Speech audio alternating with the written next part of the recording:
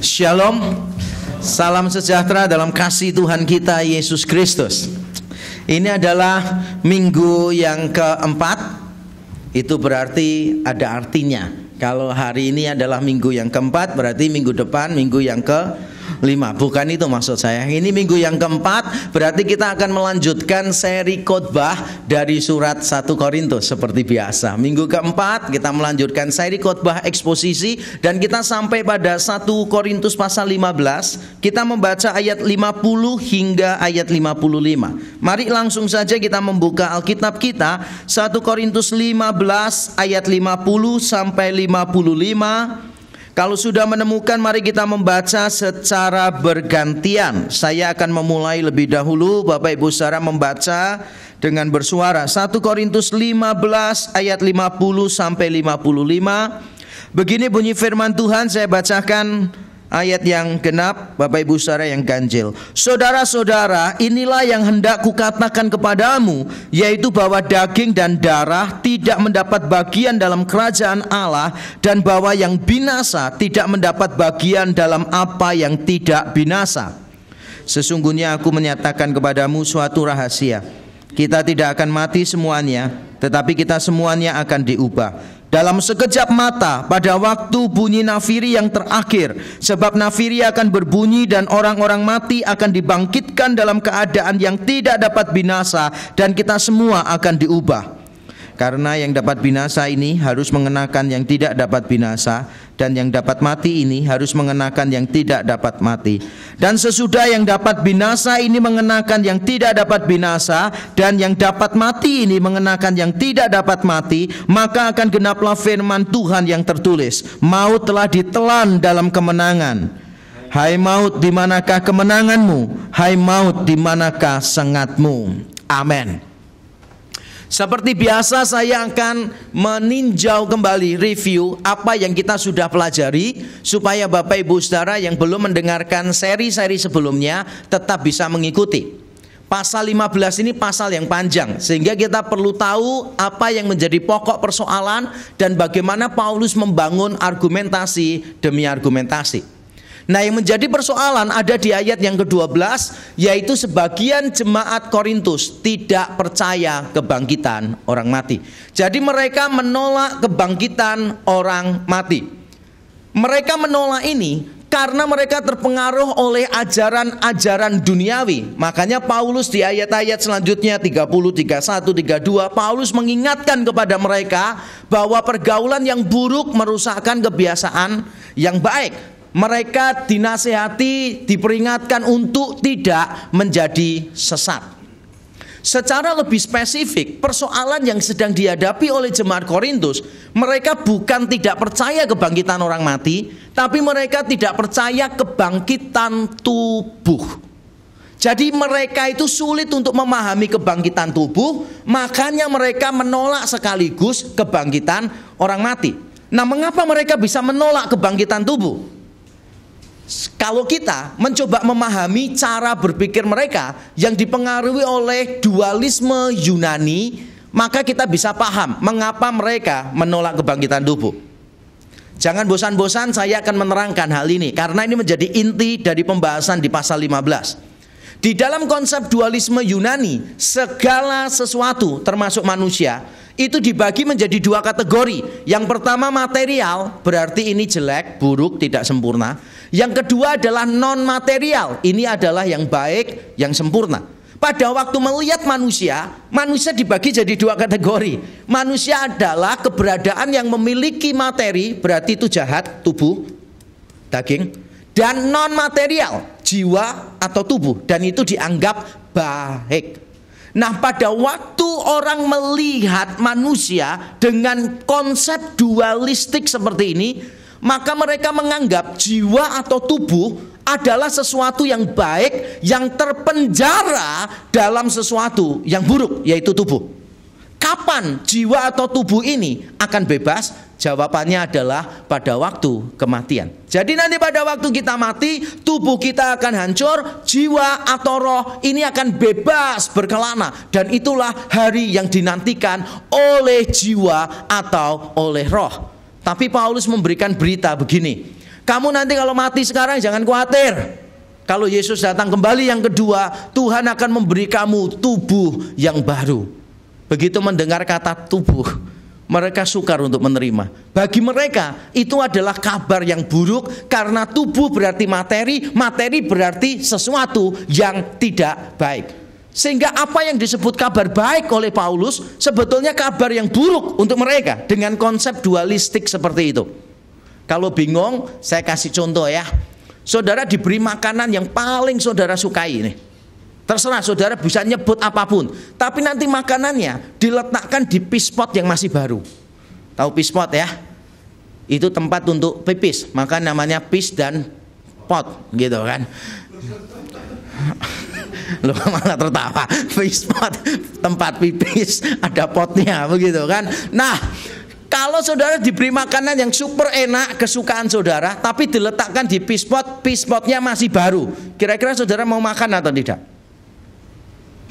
Saudara pasti mikir-mikir, loh tapi kan itu pispot. Tapi saya akan jelaskan, pispot ini tidak pernah dipakai, ini baru.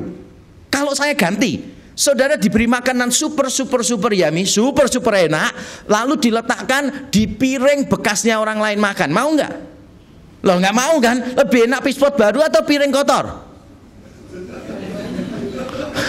Kita sudah punya pikiran kalau pispot itu mesti negatif. Nah, kurang lebih jemaat Korintus yang terpengaruh oleh dualisme Yunani punya pikiran sama. Jadi pada waktu mendengar kata tubuh, mereka menganggap, aduh, kenapa harus diberi tubuh yang baru? Lalu mereka menganggap konsep itu tidak masuk akal. Tidak masuk akal. Kenapa yang sudah baik, bebas, jiwa atau roh, perlu dibelenggu lagi dalam sesuatu yang buruk? Dan mereka juga berpikir begini, loh bukankah nanti dunianya itu keberadaannya spiritual? Dan bukankah tubuh ini material? Bagaimana yang material bisa ada di dalam keberadaan yang spiritual? Mereka sulit untuk memahami itu. Maka mereka menolak kebangkitan tubuh. Karena mereka menolak kebangkitan tubuh, berarti mereka menolak kebangkitan orang mati. Lalu Paulus memberikan banyak jawaban, termasuk yang kita perlu ingat sekarang adalah begini. Paulus menjelaskan bahwa Allah itu sudah memberi contoh-contoh dalam kehidupan sehari-hari. Ada perubahan wujud. Dari biji ditanam di dalam tanah, lalu biji berubah menjadi tanaman. Jadi ada perubahan wujud. Berarti tubuh kita sekarang nanti akan diubah menjadi tubuh yang lain. Dan itu masuk akal sekali. Karena biji pun bisa berubah jadi tanaman. Kan begitu kan? Apalagi negara Indonesia. Wah, negara yang sangat subur sekali. Ada lagu yang terkenal, kalau kita lempar tongkat lalu menjadi tanaman ya. Saya pernah di satu gereja, saya tanya, lempar tongkat jadinya apa? Ular. Dia ingat cerita Alkitab. Kan ada lagunya itu kan ya. Wah, negara kita itu negara yang sangat subur, sampai kalau kita lempar tongkat aja itu langsung jadi tanaman loh, saudara. Hebat banget. Kita nanam kangkung aja, besok menuai sudah jadi langsung sayur asem. Karena memang begitu suburnya negara kita. Nah, biji bisa jadi tanaman. Berarti kan ada perubahan nih, dan Allah yang mengerjakan. Lalu Paulus nambahkan begini, untuk setiap keberadaan itu pasti ada jenis daging yang khusus. Ada macam-macam daging, daging manusia, daging binatang. Binatang pun dibagi lagi, ada daging burung, ada daging ikan. Jadi tiap keberadaan Tuhan itu bisa siapkan daging yang khusus. Makanya seharusnya mereka itu tidak sulit menerima kebangkitan tubuh. Kita hidup sekarang, ya Tuhan kasih tubuh ini. Nanti kalau di dunia atau keberadaan yang spiritual, maka Allah akan menyediakan jenis tubuh yang berbeda. Seharusnya ini masuk akal bagi mereka. Nah, tapi mereka tetap tidak bisa melihat itu. Walaupun Paulus sebetulnya memahami kesulitan mereka. Di ayat yang ke-50 Paulus mengatakan demikian, saya bacakan. Saudara-saudara, kalau dalam bahasa Yunani ada kata tetapi. Bahasa Indonesia tidak menerjemahkan, sebagian besar bahasa Inggris menerjemahkannya sekarang. Tapi saya lebih setuju kata tetapi, karena kata sambung Yunani yang dipakai memang artinya seringkali tetapi. Jadi saya bacakan begini. Tetapi saudara-saudara, inilah yang hendak kukatakan kepadamu, bahwa daging dan darah tidak mendapat bagian dalam kerajaan Allah, dan bahwa yang binasa tidak mendapat bagian dalam apa yang tidak dapat binasa. Sesungguhnya aku menyatakan kepadamu suatu rahasia, kita tidak akan mati semuanya, tetapi kita semuanya akan diubah. Paulus dalam taraf tertentu mencoba untuk memahami kesulitan jemaat Korintus. Dan Paulus setuju dengan kesulitan itu. Perhatikan kalimat saya ya. Paulus setuju dengan kesulitan itu. Bagaimana bisa sesuatu yang material berada di dalam keberadaan yang non material? Paulus setuju. Daging dan darah memang tidak bisa masuk dalam kerajaan surga. Yang dapat binasa tidak mungkin bisa berada di dalam keberadaan yang tidak dapat binasa. Kesulitannya Paulus iyakan di sini. Jadi Paulus berusaha untuk mengerti kesulitan orang lain. Tapi bedanya Paulus dengan jemaat Korintus yang menolak kebangkitan, bedanya begini. Kesulitan yang sama, responsnya berbeda. Mereka menganggap bahwa ini konsepnya kok membingungkan ya. Tubuh kita ini materi.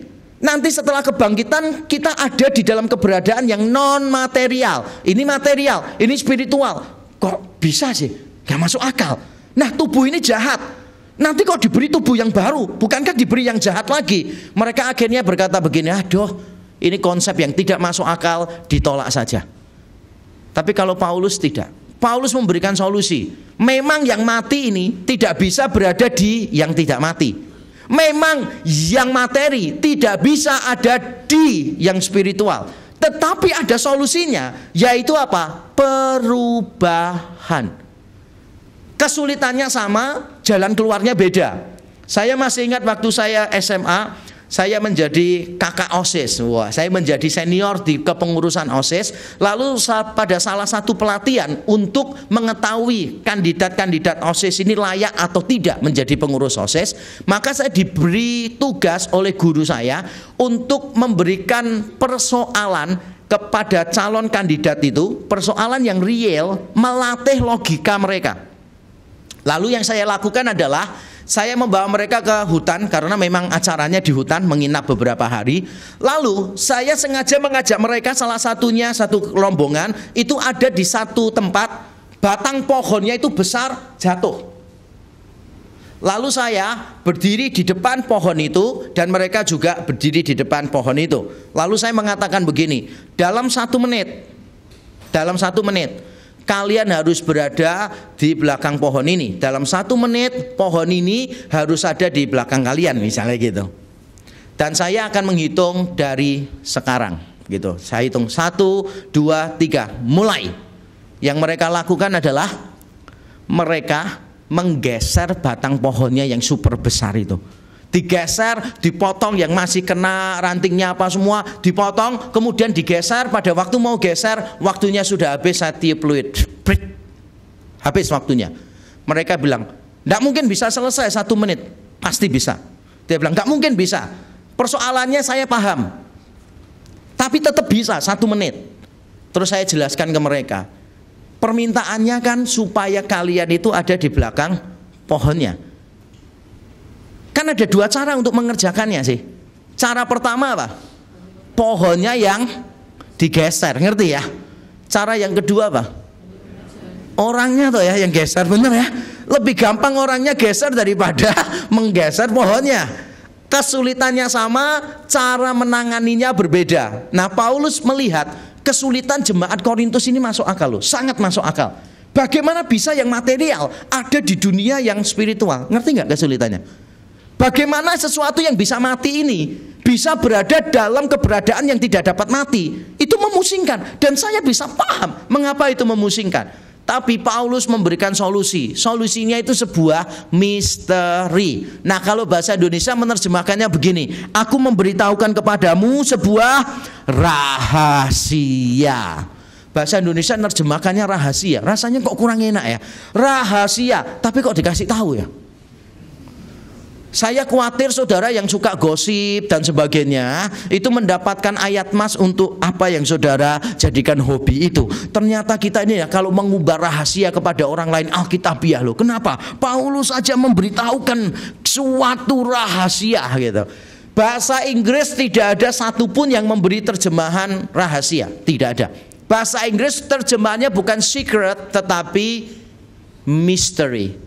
Nah, misteri ini berasal dari bahasa Yunani mysterion. Mysterion itu artinya begini, sesuatu yang dulu tersembunyi lama-lama dibuka. Itu namanya mysterion.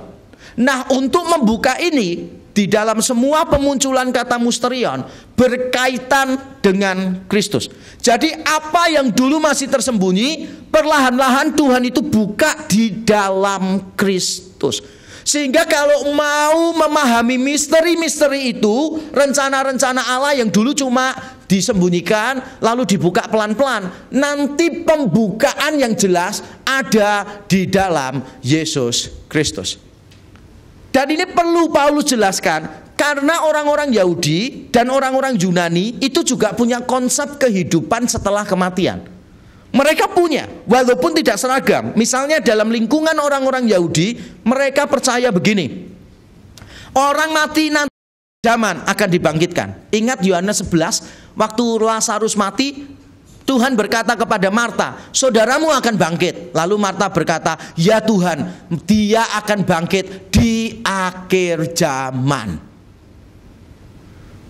Mereka punya konsep kehidupan setelah kematian. Lah mereka menerangkannya beda.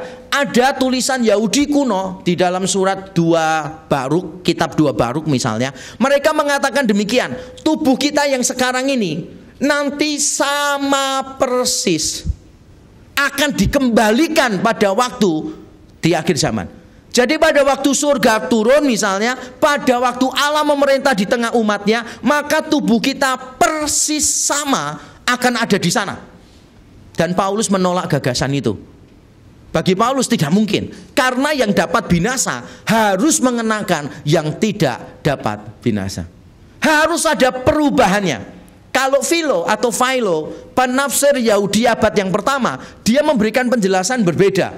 Philo ini tinggal di luar Palestina, di luar Israel. Kata Palestina itu bukan berarti Palestina sekarang, itu merujuk pada seluruh daerah pada waktu itu. Nah, ketika dia tinggal di luar, tinggal di Alexandria, maka dia bersentuhan dengan filsafat-filsafat Yunani yang sifatnya dualistik. Maka menurut Philo menerangkan begini, pada waktu kita mati, maka tubuh kita ini akan hancur. Lalu jiwa atau roh kita bebas berkelana. Itulah yang disebut kebangkitan. Dan Paulus menolak ide itu. Kalau jiwa atau tubuh sekadar bebas, itu namanya bukan kebangkitan. Bukan kebangkitan. Namanya kebangkitan menurut Paulus berarti kebangkitan tubuh. Dan itulah keunikan kekristenan. Keunikan kekristenan, kita diajarkan kebangkitan tubuh. Dan bagaimana itu bisa terjadi? Harus ada perubahan. Jadi kita, tubuh yang sekarang akan mengalami perubahan. Dan sekarang kita akan melihat 5 karakteristik perubahan itu.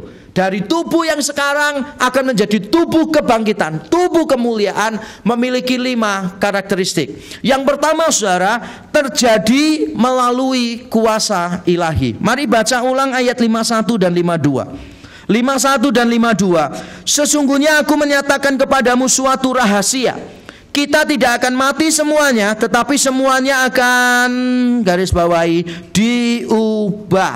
Lalu ayat 52 bagian terakhir, sebab nafiri akan berbunyi dan orang-orang mati akan dibangkitkan dalam keadaan yang tidak dapat binasa, dan kita semua, garis bawahi, akan diubah.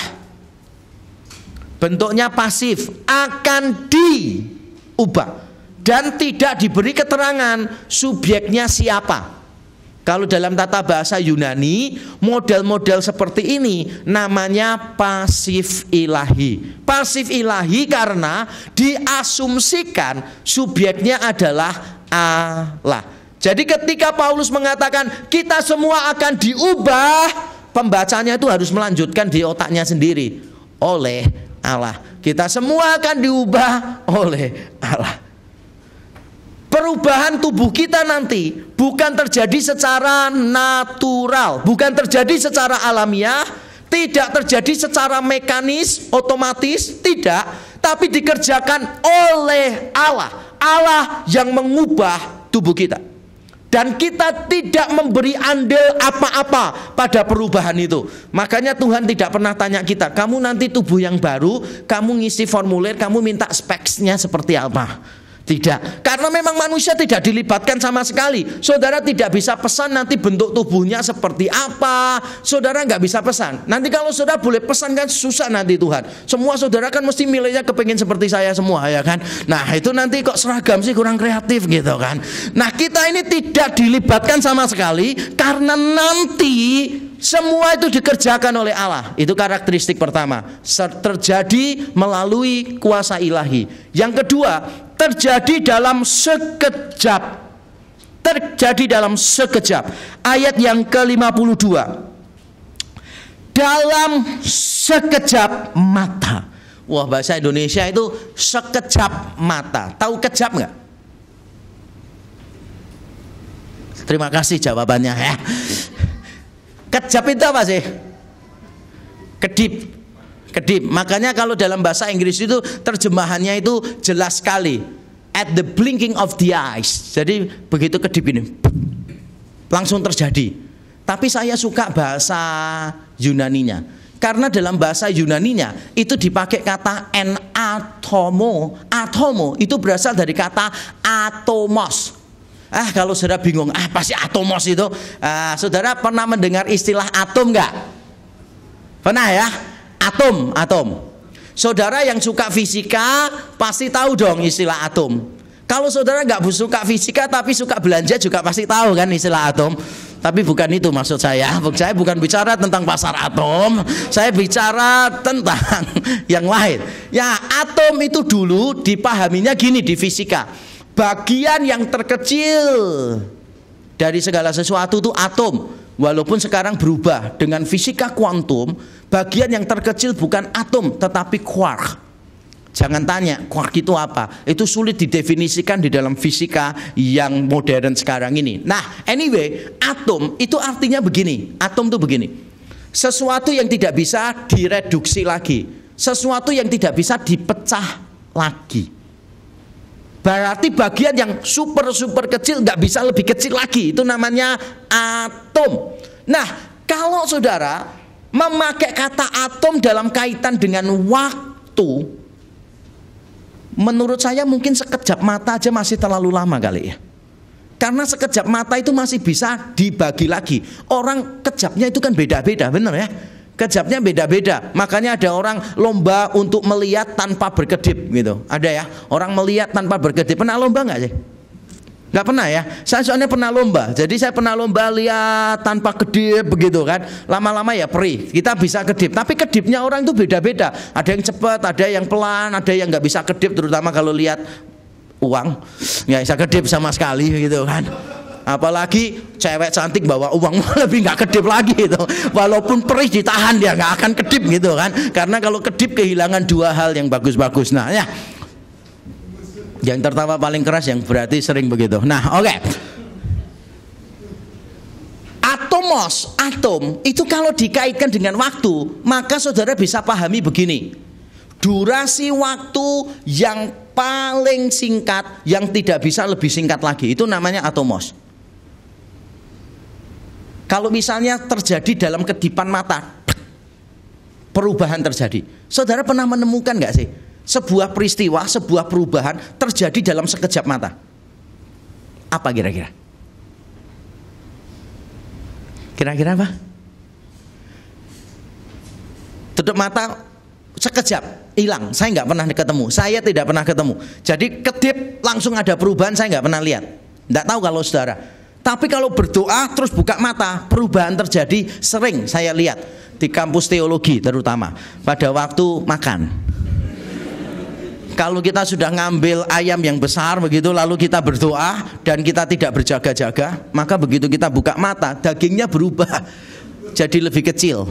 Makanya itu semua orang kalau di kampus Alkitab itu berdoanya mesti Alkitabiah, berdoa dan berjaga-jaga. Sebab kalau nggak berjaga-jaga itu mujizat itu bisa terjadi gitu, saudara. Gitu. Kuasa Allah bisa nyata, ya gede tiba-tiba amin buka jadi kecil. Tapi itu kan nggak mungkin terjadi dalam sekejap mata. Kalau terjadi dalam sekejap mata, berarti itu pasti Allah yang mengerjakan. Allah tidak terikat oleh waktu, Allah tidak terikat oleh proses. Semuanya bisa terjadi saat itu juga. Bahkan ketika saya bilang saat itu juga masih terlalu lama sebetulnya. Allah bisa mengubah dalam sekejap. Itu karakteristik yang kedua. Karakteristik yang ketiga adalah perubahan ini terjadi pada saat kedatangan Kristus yang kedua kali. Mari kita melihat, saudara, ayat yang ke-52. Saudara menemukan kata bunyi nafiri di sana. Dalam sekejap mata pada waktu bunyi nafiri yang terakhir, sebab nafiri akan berbunyi dan orang-orang mati akan dibangkitkan dalam keadaan yang tidak dapat binasa, dan kita semua akan diubah. Orang-orang Yahudi atau orang-orang yang lain yang terbiasa dengan kitab suci pasti langsung tahu kalau namanya sangkakala berbunyi itu artinya Tuhan datang di akhir zaman untuk menghakimi. Di dalam perjanjian lama konsep ini muncul berkali-kali. Di dalam kitab Yoel dan kitab para nabi, nanti Tuhan akan datang diiringi dengan tiupan sangkakala. Dan di dalam perjanjian baru seringkali dikaitkannya dengan kedatangan Tuhan Yesus yang kedua kali. Di Matius 24 Tuhan Yesus datang bersama para malaikatnya, nanti akan ada tiupan sangkakala. Nanti pada waktu Tuhan Yesus datang, 1 Tesalonika 4 mengatakan akan ada tiupan sangkakala. Orang Yahudi itu sudah hafal. Jadi kalau ada bunyi tiupan sangkakala terakhir, mereka itu sudah mengharapkan itu. Oh, berarti Tuhan akan datang. Sama seperti kalau orang Indonesia itu kan luar biasa, saudara. Kita ini kan punya kebiasaan sih. Kalau kita tinggal di kampung atau di perumahan begitu kan, nanti ada tulisannya tok tok tok tok tok tok tok. Kita tuh bisa tahu itu nasi goreng atau bakmi gorengnya. Itu tahu telur atau tahu campur itu bisa tahu. Bahkan kita tahunya itu dari jenis ketokannya. Benar atau betul sih? Orang yang suka beli itu bisa hafal loh, saudara. Jadi tok tok tok tok. Loh, itu datang. Enggak, itu lain. Ketokannya itu, kalau yang tukang tahu telur itu ketukannya 6/8. Ini enggak, ini 3/4 lain gitu kan. Tapi kalau diajarin nyanyi musik gak bisa nangkep-nangkep, saudara. Bedanya 3/4, 6/8 gak bisa nangkep-nangkep. Tapi kalau ditanya bunyi ketokannya mie goreng sama nasi goreng, bisa tahu bedanya di mana. Berarti sebetulnya pinter musik loh ya. Bisa tahu ketukan gitu kan. Nah, orang itu sudah ngerti semua. Pokoknya kalau bunyinya gitu kan. Nah, saudara pasti tahu, ya kan? Bau atau enggak dulu kan gitu kan? Loh, kan mesti gitu sih. Kalau bau ya sudah, enggak usah dicari, ya kan? Enggak usah dicari. Itu ada orang yang kehilangan sesuatu, saudara menemukan jangan marah. Wong saudara menemukan kok malah marah, ya kan? Orang lain yang kehilangan aja enggak marah. Nah, tapi kalau bunyinya tut enggak bunyi, nah saudara langsung tahu itu orang sedang jual putu. Bener ya? Jadi ada bunyi-bunyi tertentu yang kita tuh langsung tahu, terjadi apa itu? Kita tuh langsung bisa mengerti karena itu kebiasaan kita. Nah, orang Yahudi kalau bilang sangkakala terakhir, mereka sudah tahu itu waktunya Tuhan datang kedua kali. Tapi ada persoalan di ayat ini. Karena Paulusnya bilang begini nih, Paulusnya. Dan orang-orang mati akan dibangkitkan dalam keadaan yang tidak dapat binasa, dan kita semua akan diubah. Beberapa orang mengatakan begini, Paulus ini harapannya tidak terpenuhi. Dia itu mengajarkan Tuhan datang pada waktu dia masih hidup. Tapi ternyata dia mati Tuhan belum datang-datang. Makanya orang-orang liberal itu mengemukakan satu teori, the delay of parousia, penundaan kedatangan Yesus yang kedua kali. Salah satu ayat yang dipakai ayat ini, karena Paulus mengatakan begini, nanti semua orang yang mati akan dibangkitkan, atau dalam istilah yang dipakai persis di sini dia mengatakan nanti dalam keadaan yang mati akan dibangkitkan, orang-orang mati akan dibangkitkan dalam keadaan yang tidak dapat binasa, dan kita semua akan diubah.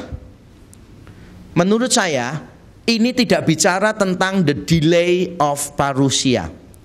Penjelasannya panjang lebar, tapi saya kasih yang tidak panjang dan tidak lebar. Yang paling sederhana begini nih penjelasannya. Paulus ini kan sedang membicarakan tentang dua kategori orang, baik orang mati maupun orang hidup, semua akan diubah. Perhatikan ya kalimat saya, baik orang mati maupun orang yang hidup pada saat kedatangan Tuhan, semua akan diubah. Nah sekarang Paulus kan harus milih, dia menempatkan dirinya di kategori yang mana. Dan tidak mungkin dia menempatkan dirinya itu di kategori yang pertama. Gak mungkin dia bilang gini, jadi semua orang yang mati seperti saya contohnya, dan yang hidup gitu kan, kita semua akan diubah. Ya gak mungkin lah. Lah kalau memang cuma ada dua kategori, yang sudah mati dan yang masih hidup waktu Tuhan datang kedua kali, wajar gak kalau Paulus menggolongkan dirinya dengan yang masih hidup? Wajar? Sangat wajar. Jadi tidak usah dilebih-lebihkan seolah-olah Paulus ini menubuatkan Yesus datang segera pada zamannya dia, tapi nubuatannya meleset. Menurut saya keliru. Ini hanya salah satu cara penulisan. Jadi menggolongkan diri pada dua kelompok itu. Contoh ya, kalau saya menulis artikel atau menulis buku, saya mau bicara tentang orang-orang yang tidak mengenal Allah, orang-orang yang belum percaya Yesus Kristus. Biasanya saya akan memakai kata begini, mereka. Saya pakai mereka. Tapi pada waktu saya bicara tentang orang-orang Kristen, saya biasanya memakai kata ganti apa? Kita. Karena bagaimanapun sebagai penulis, saya ini harus menggolongkan diri pada salah satunya. Nah Paulus membicarakan tentang orang yang mati maupun yang hidup pada saat Yesus datang. Ya jelas dia menggolongkannya pada yang hidup. Jadi ini bukan persoalan yang perlu dibesar-besarkan. Kita semua nanti akan diubah waktu Yesus datang yang kedua kali. Pada waktu kita mati belum diberi tubuh kebangkitan. Garis bawahi, belum diberi tubuh kebangkitan. Kita ini langsung ke surga, jiwa atau roh kita langsung ke surga, tapi belum ada tubuh kebangkitan. Jangan bilang, loh kok langsung ke surga? Bukannya diajarkan di beberapa tempat, di beberapa aliran, kita ini ada di tempat penantian. Jadi kita ini nanti menunggu panggilan boarding, baru kita masuk ke surga. Karena itu tempatnya adalah tempat penantian. Saudara perlu ingat baik-baik. Waktu Yesus di atas kayu salib, dia bicara apa kepada salah satu penyamun? Hari ini juga engkau berada bersama aku di Firdaus. Firdaus itu gambaran untuk surga.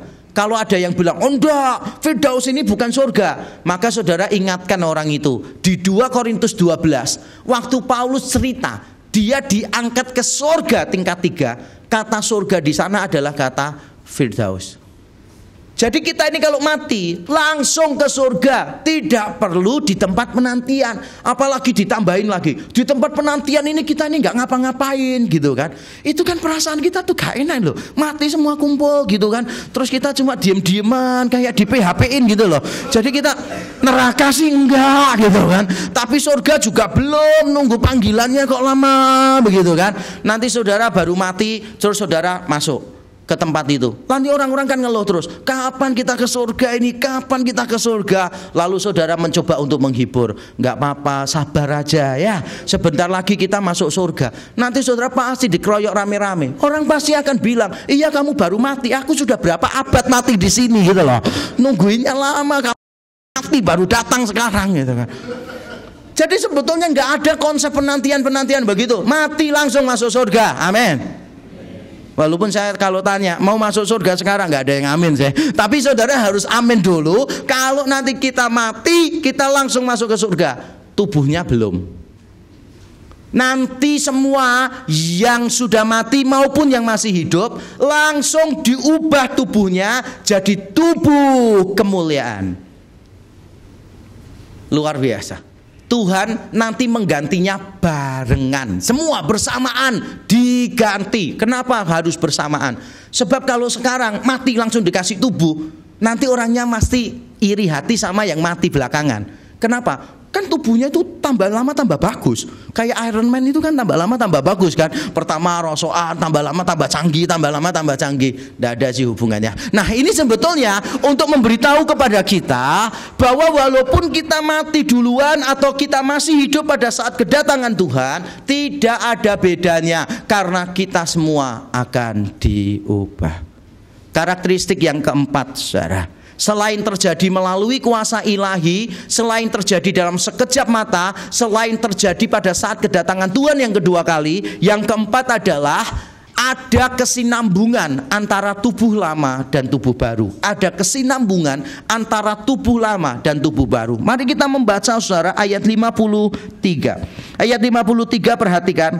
Karena yang dapat binasa ini harus, garis bawahi, mengenakan yang tidak dapat binasa, dan yang dapat mati ini harus, garis bawahi, mengenakan yang tidak dapat mati. Ayat 54 mengenakan juga muncul lagi. Dan sesudah yang dapat binasa ini mengenakan yang tidak dapat binasa, dan yang dapat mati ini mengenakan yang tidak dapat mati, maka akan genaplah firman Tuhan.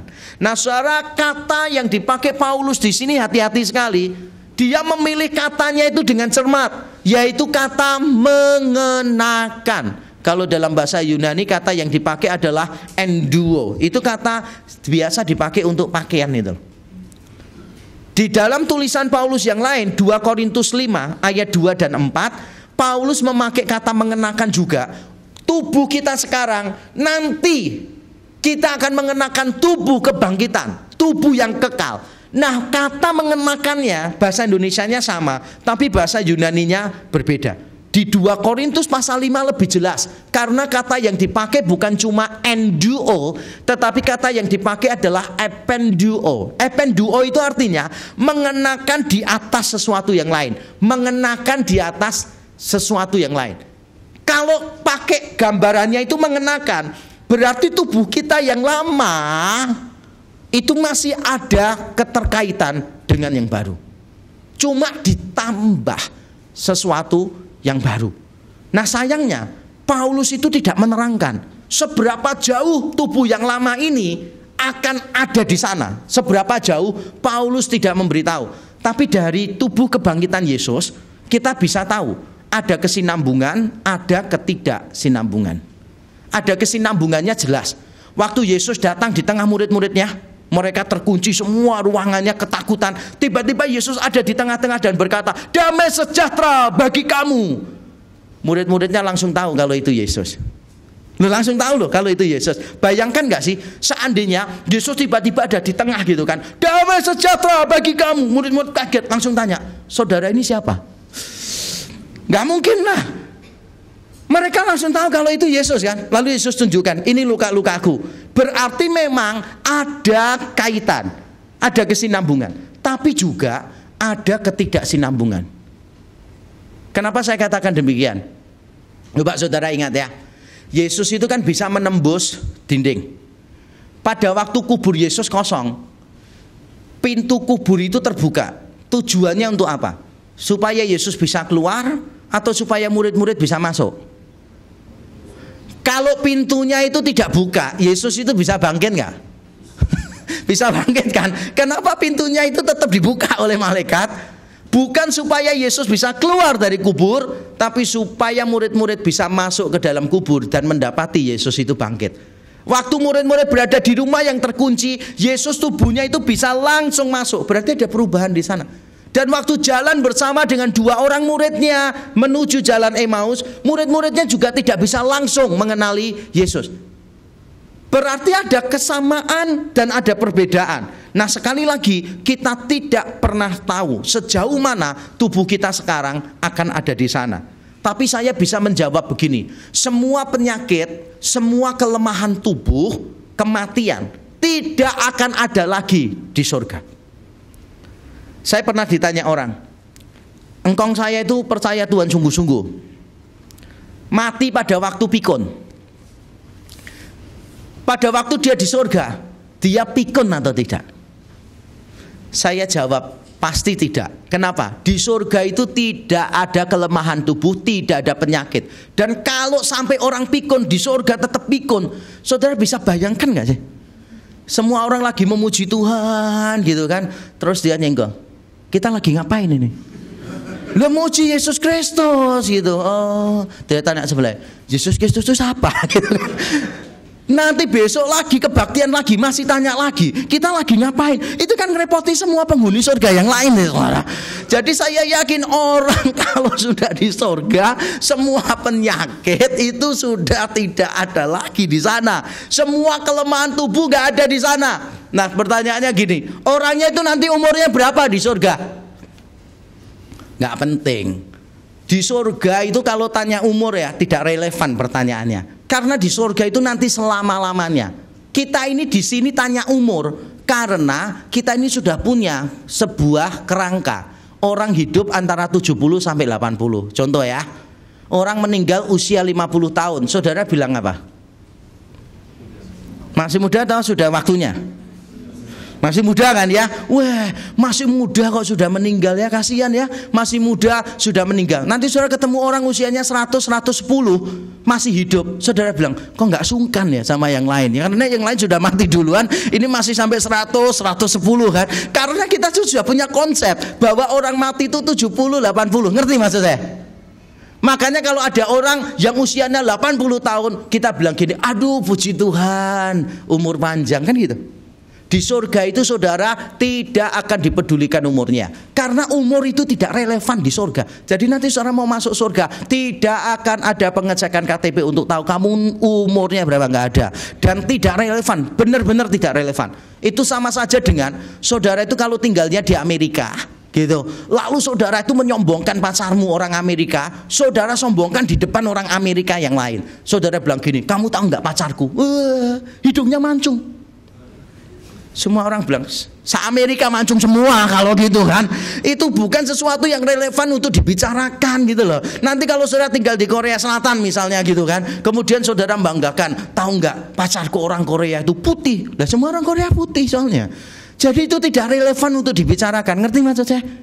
Jadi nggak usah dibangga-banggakan. Kalau ada di Amerika, tahu nggak pacarku itu tinggi loh, 170 ke atas. Lah memang semua orang rata-rata 170 ke atas. Jadi bukan sesuatu yang relevan untuk dibicarakan. Sama, nanti di surga usia tidak akan relevan. Tapi saya berani jamin dari firman Tuhan bahwa penyakit, kelemahan, kematian tidak akan ada lagi di surga. Tapi somehow ada kesinambungan dengan tubuh kita sekarang.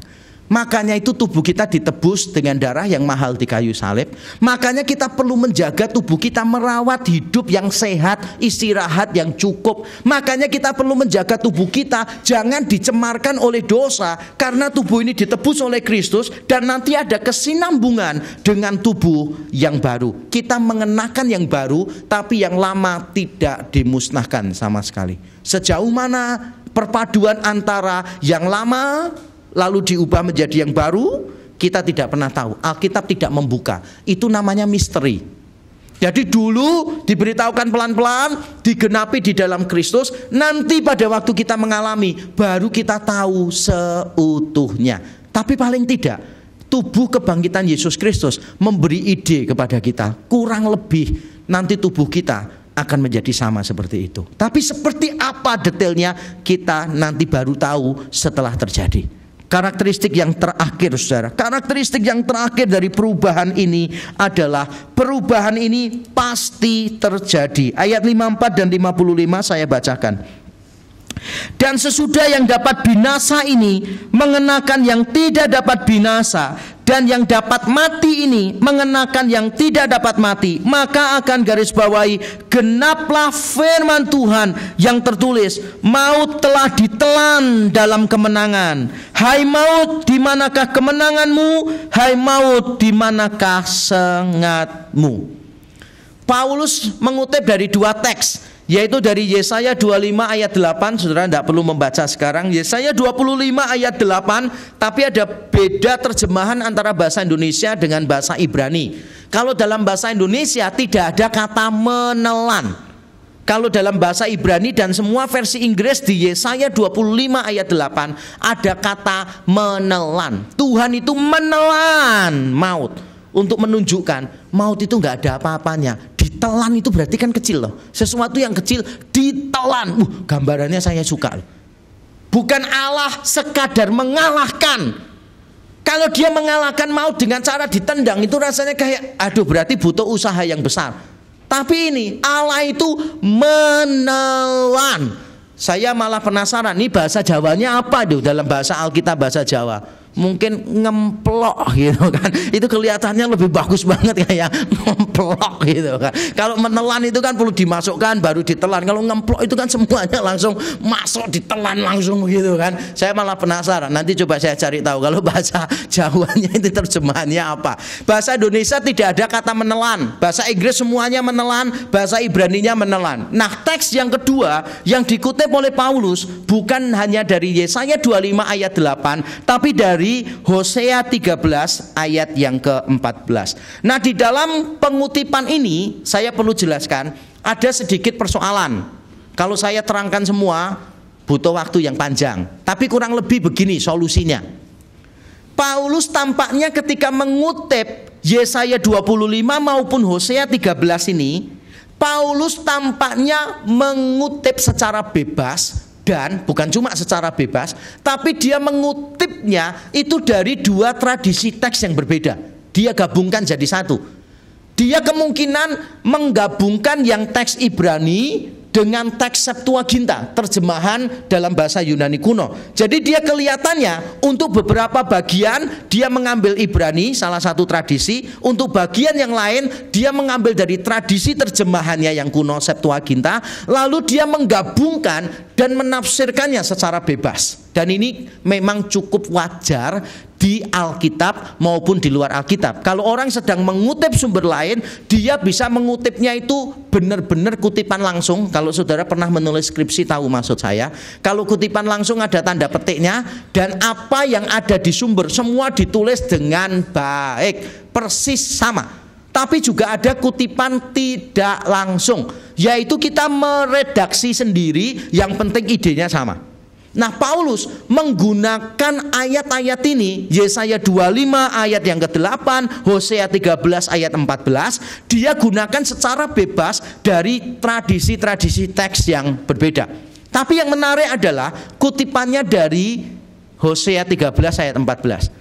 Karena di dalam Hosea 13:14, maut, dunia orang mati, Sheol, itu adalah hukuman, berita yang menakutkan bagi Efraim.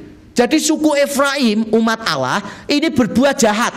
Lalu Tuhan memperingatkan mereka, menghukum mereka dengan maut itu. Jadi maut itu menjadi berita yang menakutkan untuk umat Tuhan di Hosea 13. Tapi di 1 Korintus 15, berita yang menakutkan itu ternyata menjadi ejekan, olok-olokan untuk maut. Makanya Paulus mengatakan, "Hei maut, di manakah sengatmu? Hei maut, di manakah kemenanganmu?" Itu ejekan. Padahal di Hosea 13 ayat 14 itu bukan ejekan sama sekali. Justru itu berita yang membuat umat Tuhan takut, yang membuat umat Tuhan yang berdosa ini mengalami ketakutan yang luar biasa, karena Tuhan akan menghukum mereka dengan kematian, dengan maut. Tapi di dalam Kristus Yesus anugerah Allah diberikan, sehingga berita yang menakutkan sekarang justru menjadi olok-olokan untuk maut. Dan itu terjadi di dalam Yesus. Dengan kata lain, saya mau mengatakan begini, saudara. Apa yang direncanakan dari kekal oleh Allah sudah dinyatakan sejak lama di dalam kitab suci dan digenapi di dalam Kristus Yesus, dan nanti akan dialami oleh kita semua. Kita diberi tubuh kebangkitan. Makanya saya ingin mengatakan kepada saudara di poin yang terakhir, karakteristik yang terakhir ini, bahwa perubahan itu terjadi dengan pasti. Karena apa yang direncanakan dari kekal telah dinyatakan sejak lama di kitab suci dan digenapi di dalam Kristus Yesus, dan nanti akan dialami oleh kita semua pada waktu Yesus datang kembali yang kedua kali. Ini keunikan kekristenan dibanding yang lain. Kalau saudara cuma berani mengklaim kekristenan mengajarkan kebangkitan orang mati, kekristenan menerima kehidupan setelah kematian, maka saudara tidak unik. Karena agama-agama dan ajaran-ajaran yang lain juga ada yang mengatakan ada kehidupan setelah kematian. Keunikan kekristenan adalah ketika kita berani berdiri dan berkata, aku percaya pada kebangkitan tubuh. Makanya pengakuan iman rasuli, sebetulnya kalau saudara membacanya kebangkitan orang mati, salah. Karena di dalam versi yang asli tidak ada orang mati di sana. Kebangkitan tubuh atau kebangkitan daging. Dan itulah keunikan kita. Apa yang seharusnya menjadi aplikasi untuk kita? Apa yang seharusnya kita lakukan? Saudara, yang pertama saya ingin saudara bersyukur kepada Yesus Kristus. Karena semua kelemahan tubuh, karena semua penyakit, kesulitan-kesulitan jasmani kita sudah ditanggung oleh Dia di atas kayu salib. Dia mengalami kematian, tapi bukan cuma mengalami kematian, Dia mengalami dan mengalahkan kematian. Dan itulah jaminan untuk kita percaya bahwa nanti kita akan menerima tubuh kebangkitan. Yang kedua, saya ingin kita mengambil komitmen menjaga tubuh kita dengan baik, saudara. Makan yang teratur, makan yang sehat, istirahat yang baik, hidup yang teratur, supaya kita bisa memberi tubuh yang sehat, bisa lebih lama untuk dipakai melayani Tuhan. Dan saya juga ingin yang ketiga, saudara menjaga tubuh saudara dari hal-hal yang menajiskan, dari semua dosa, seks sebelum nikah, di luar nikah, pikiran-pikiran yang kotor, hal-hal yang bisa menajiskan tubuhmu. Engkau harus bisa berkata no, karena tubuhmu ditebus dengan darah yang mahal, dan karena tubuhmu nanti tidak dimusnahkan, tidak, tapi diubah menjadi tubuh kemuliaan, maka perlu dijaga. Dan yang keempat, saya ingin kita belajar menerima tubuh kita apa adanya, saudara. Belajar menerima. Mungkin kita tidak bisa menerima warna kulit kita. Nanti di surga warna kulit gak penting, saudara. Nanti di surga mancung atau pesek tidak penting sama sekali. Tinggi atau pendek tidak penting. Apapun penampilan kita, perawakan kita, sama sekali tidak penting. Karena saya tahu, saudara, terlepas dari berat badan kita, tinggi badan kita, warna kulit kita, bayarannya di atas kayu salib sama, yaitu darah Kristus yang sempurna dibayar untuk kita. Belajar menerima. Mungkin saudara lahir tidak terlalu sehat, mungkin lahir sejak kecil alergi, mungkin saudara lahir tidak bisa gemuk-gemuk, gak bisa sehat. Orang lain itu tampaknya gak pernah sakit, saudara tiap hari sakit, sudah ganti nama bancaan, ganti nama waras gitu kan, tetap aja saudara tetap sakit, diganti gitu kan, healthy suaras, ya tetap aja saudara sakit terus gitu kan. Mungkin saudara gak bisa menerima tubuhmu, tapi yakinlah Tuhan akan memberi tubuh yang baru. Dan yang terakhir, yang saya ingin kita lakukan begini. Jangan takut dengan kematian, jangan takut dengan penyakit, jangan takut dengan ketuaan, saudara. Kita semua ini biasanya takut dengan kematian. Kita biasanya berpikir, nanti kalau aku tua bagaimana ya gitu. Nanti kalau aku tambah lemah bagaimana. Nanti kalau aku mati bagaimana. Banyak orang takut dengan kematian. Saudara, saya bisa memahami orang takut dengan kematian karena tidak pernah mengalaminya semuanya.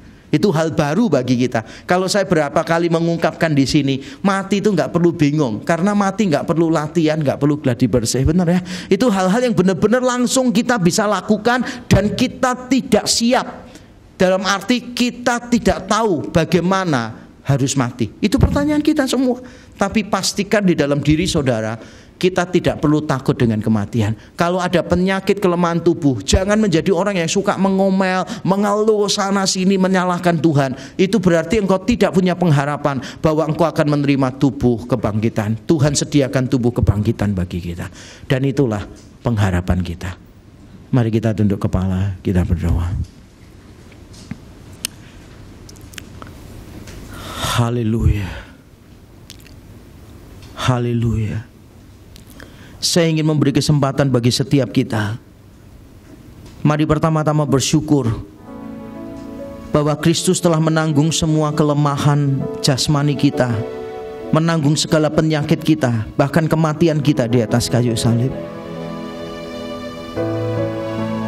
Haleluya. Mari setiap kita bersyukur kepada Tuhan.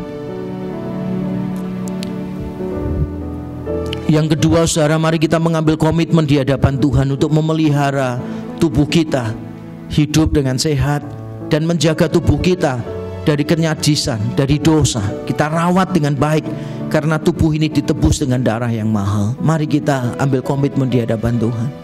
Terima kasih.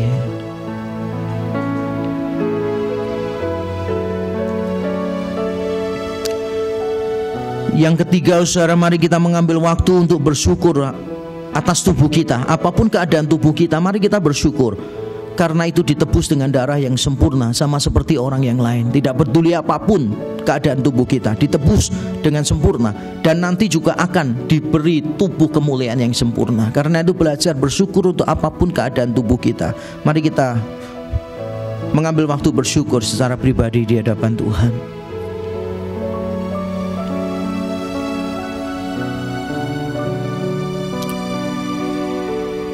Yang terakhir, saudara, mari kita mengambil waktu untuk berkomitmen di hadapan Tuhan.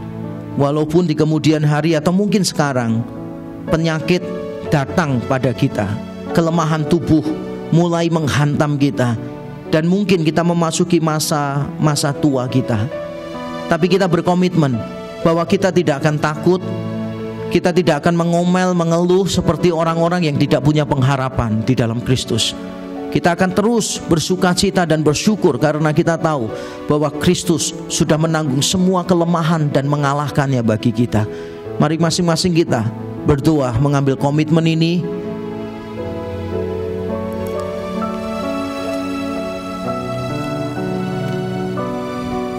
Dengan penuh kasih saya mengundang saudara Denny Teguh untuk maju ke depan dan berdoa menutup firman Tuhan.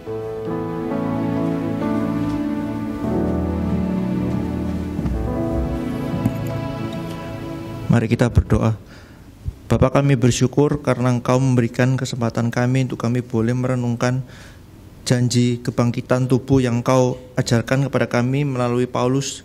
Biarlah apa yang boleh kami pelajari boleh menjadi jaminan buat kami bahwa kami sebagai umat pilihan-Mu mendapat jaminan bahwa kami akan bersama dengan Engkau. Tetapi Bapa, kami juga mohon kiranya Tuhan sendiri boleh menolong kami, di dalam kami boleh mempersembahkan tubuh kami yang fana, pikiran kami yang fana ini untuk menjadi satu saluran berkat bagi orang lain dan juga berkenan bagi-Mu Tuhan. Biarlah apa yang kami boleh pelajari bukan menjadi satu pelajaran doktrin, menjadi satu teologi yang menguasai pikiran kami. Biarlah apa yang kami pelajari ini boleh menjadi berkat, boleh menjadi kami lakukan di dalam kehidupan kami sehari-hari. Dan biarlah apa yang kami pelajari ini boleh kami alami di dalam kehidupan kami. Biar kami sendiri boleh diberkati, boleh mengalami berkat dan boleh menjadi berkat bagi orang lain. Terima kasih Bapa. Kami menyerahkan doa kami di dalam nama Tuhan Yesus, kami berdoa dan bersyukur. Amin.